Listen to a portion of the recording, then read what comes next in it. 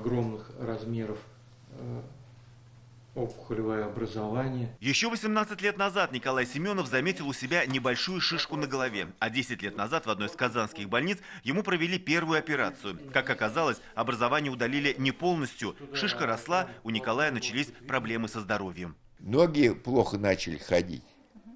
И рука не слушала, вот правая. Ну и я обратился тут к врачам. Стадия была критическая. Мозг пациента мог не выдержать такой нагрузки. После осмотра у врача его положили уже в РКБ. Операция длилась 5 часов. Пациент обратился уже на поздних стадиях с огромным опухолевым образованием, которое росло, значит, не только в полость черепа, но и за пределы. Распространялась под кожей.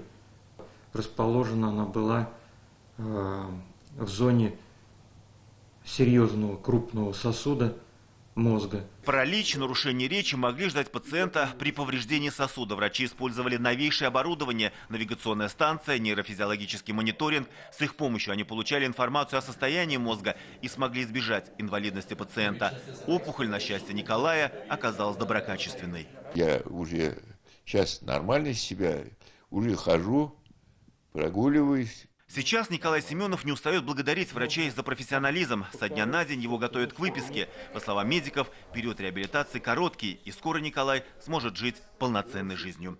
Радик Фархулин, Юлдас Халиуллин, Алмаз Зиаддинов, ТНВ Казань. Закажи рекламу на ТНВ. Телефон в Казани 5 705 100.